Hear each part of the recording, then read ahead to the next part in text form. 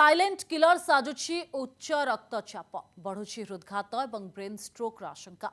आधुनिक जीवनशैली और मानसिक चाप जो वर्तमान समय रे उच्च रक्तचाप बा हाइपरटेंशन एक बड़ स्वास्थ्य समस्या भाव में उभा होइछे। डाक्तर माने आको साइलेंट किलर आख्या देछंती कारण प्राथमिक अवस्था यार कौनसी स्पष्ट लक्षण देखा जाय नथाय। मात्र भितरे भितरे यह शरीरर प्रमुख अंग गुड़ी को अचल कर दिए। रक्तचाप नियंत्रण बाहर को गले सबुठ अधिक प्रभाव हृदय उपरे पड़े। याद्वारा हृदघात और हार्ट फेल्योर भली मारात्मक स्थिति सृष्टि हुए।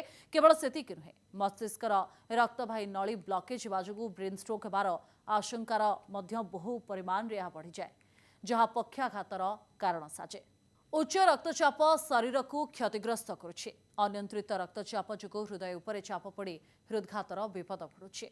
मस्तिष्कर रक्तवाही नली प्रभावित होगा द्वारा ब्रेन स्ट्रोक और पक्षाघातर आशंका बढ़ुछे। दीर्घ दिन धरी हाई ब्लड प्रेशर रहिले किडनी फेल्योर होबार भी संभावना अधिक। आखिर सूक्ष्म रक्तनली गुड़िक नष्ट हुई अंधत्व बा दृष्टिशक्ति कमी जाइपारे।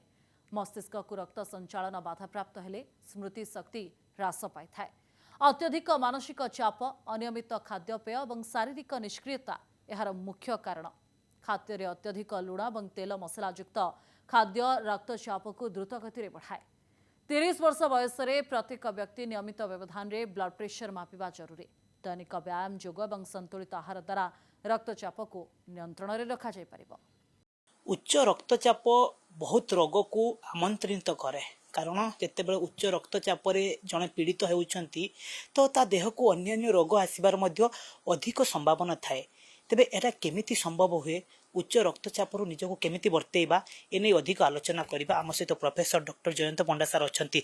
सर आपण कनक न्यूज स्वागत करिवे। नमस्कार सर। उच्च रक्तचाप ये पेशेंट सर आपण पाखु बहुत आसुथिबे। सर, उच्च रक्तचाप द्वारा बहुत रोग आक्रांत होबार संभावना थाए, केमिति सर या संभव हुए? उच्च रक्तचाप एमती गोटे रोग जहाँकि आम समाज रे 70% ऊर्ध्व लोकों को आक्रांत करिछि। आपण यदि 100 जनक रक्तचाप मापिबे सेठी देखिबे अंतत पक्षे 70 जनक रक्तचाप बेसी रहुछि। आउ भारत वर्ष रे यार संख्या एते बेसी जे आमे अनेक रोग उच्च रक्तचाप सह संपर्कित करिथाउ। उच्च रक्तचाप गोटे साइलेंट किलर बा तार किसी लक्षण न थाए। समस्ते जो भावती मत लक्षण नहीं, मत कौन रोग हम, ताहला सबुठु बड़ मिथ।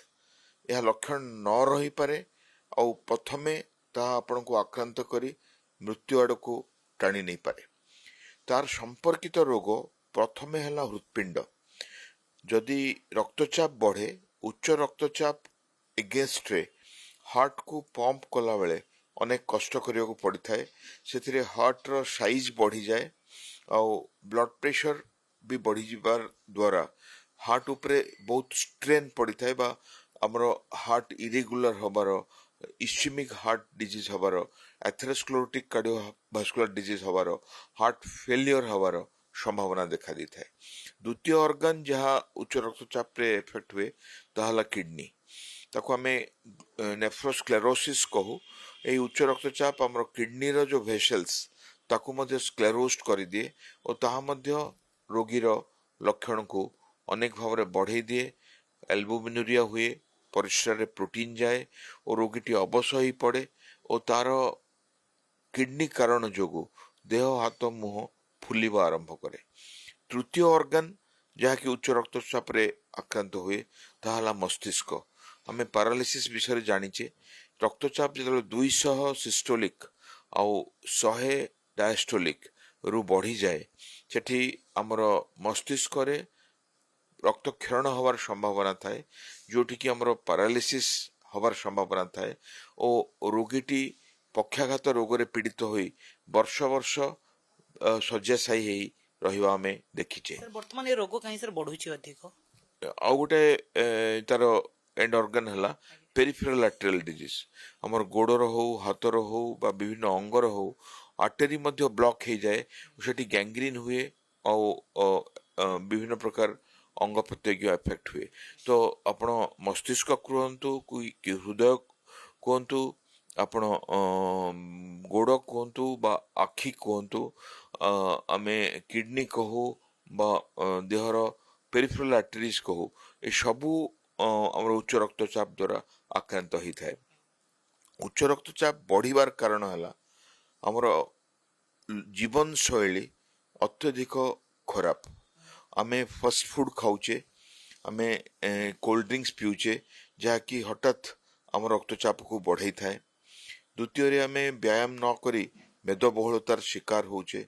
ଅନେକ ଚିନ୍ତା ସମାଜରେ ଛୋଟ ପିଲାଠୁ ଆରମ୍ଭ କରିକିରି ଗୃହିଣୀ ପର୍ଯ୍ୟନ୍ତ, ବୟସ୍କ ଲୋକଙ୍କଠୁ ଆରମ୍ଭ କରିକି ଅଫିସ ଯାଉଥିବା ଲୋକ ପର୍ଯ୍ୟନ୍ତ ସମସ୍ତେ ଷ୍ଟ୍ରେସ୍ ଦ୍ୱାରା ଆକ୍ରାନ୍ତ ଥାନ୍ତି ବା ଚିନ୍ତାଗ୍ରସ୍ତ ଥାନ୍ତି। ଆପଣ ସ୍କ୍ରିନ୍ ଟାଇମ୍ ଦେଖିବେ, ଟିଭି ହଉ, କମ୍ପ୍ୟୁଟର ହଉ ବା ଆମର ମୋବାଇଲ ସ୍କ୍ରିନ୍ ହଉ, ସମସ୍ତେ ଅନ୍ତତଃ ପକ୍ଷେ 6 ଘଣ୍ଟାରୁ 7 ଘଣ୍ଟା ସ୍କ୍ରିନ୍ ଟାଇମ୍ ବିତଉଛନ୍ତି, ଯାହାକି 2 ଘଣ୍ଟା ଭିତରେ ସୀମିତ ରଖିବା କଥା।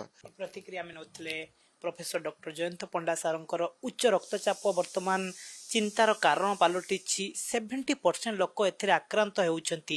ତେବେ ସାର୍ ଯେଉଁଭଳି ଭାବରେ କହୁଥିଲେ ଯେ କି ଯଦି ଜୀବନଶୈଳୀର ପରିବର୍ତ୍ତନ ଆଣିବାର ବର୍ତ୍ତମାନ ଆବଶ୍ୟକ ରହିଛି, ୟଙ୍ଗ ଜେନେରେସନ୍ କଥା କୁହନ୍ତୁ, ଯେଉଁମାନେ ବୟସ୍କ ଲୋକ ଅଛନ୍ତି ସେମାନଙ୍କ କଥା କୁହନ୍ତୁ, ଏମାନେ ଯଦି ସେମାନଙ୍କ ଜୀବନଶୈଳୀର ପରିବର୍ତ୍ତନ ନ ଆଣିବେ ତେବେ ହୁଏତ ଆଗକୁ ଏ ଉଚ୍ଚ ରକ୍ତଚାପ ଆହୁରି ବଢ଼ିପାରେ।